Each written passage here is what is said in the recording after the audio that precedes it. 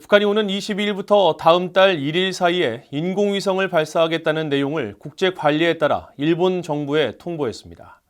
일본 영토 나카시 파괴 조치 명령을 유지하고 있는 일본은 항행 경보를 내렸고 미국 국무부는 러시아의 기술 이전을 우려한다면서 예의 주시하고 있다고 밝혔습니다. 첫 소식 이조은 기자가 보도합니다. 북한 당국이 일본 해상보안청에 오는 22일부터 다음 달 1일 사이에 인공위성을 발사하겠다고 통보했다고 NHK와 교도통신 등 일본 언론들이 한반도 시간으로 21일 새벽 일제히 보도했습니다. 일본 해상보안청에 따르면 북한은 이날 이런 내용의 메일을 해상보안청 해양정보부에 보냈으며 낙하물 등이 우려되는 위험구역은 북한 남서쪽의 서해 해상 등 2곳과 필리핀 동쪽 태평양 해상 1곳입니다. 일본 해상보안청은 해당 위험구역에 대해 항행경보를 내리고 선박에 주의를 당부했습니다.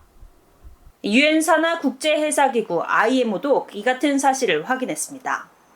IMO 대변인은 20일 VOA에 관련 질문에 IMO는 북한의 직접 통보를 받지 못했으며 항행경보가 게시되는 세계 항행경보 조정국 웹사이트를 참고해 확인했다고 밝혔습니다.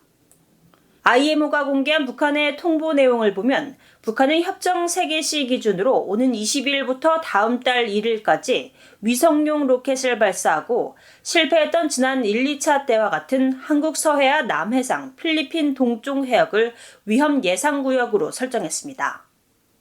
미국 국무부는 북한에 대한 러시아의 기술 지원은 유엔 안보리 결의 위반이라는 점을 거듭 강조하면서 상황을 예의주시하고 있다고 밝혔습니다. I will say that our concerns about North Korea's ballistic missile program and other military programs are well known. Our concerns about the transfer of technology between Russia and North Korea, whether it's Russia providing North Korea with technology or whether it's North Korea providing arms to Russia, are also well known. 밀러 대변인은 그러면서 불안정을 초래하는 북한의 행동을 감시하고 대응하기 위해 영내 동맹국들과 함께 계속 면밀히 감시하고 적절한 조치를 취할 것이라고 밝혔습니다. 이런 가운데 마이크 로저스 하원 군사위원장은 미한일 3국 국방장관이 미사일 경보 정보 실시간 공유 체계를 연내 가동하기로 합의한 데 대해 환영 입장을 밝혔습니다. 공화당 소속의 로저스 군사위원장은 최근 VOA에 북한의 위협을 방어하기 위한 미한일 간 협력 강화를 환영한다면서 미국은 당면한 공동의 위협을 억제하기 위해 인도태평양 지역 동맹국들과 계속 공조해야 한다고 강조했습니다.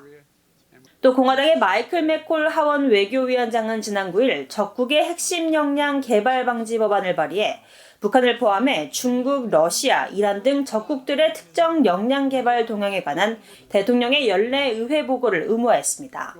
VOA 뉴스 이조은입니다.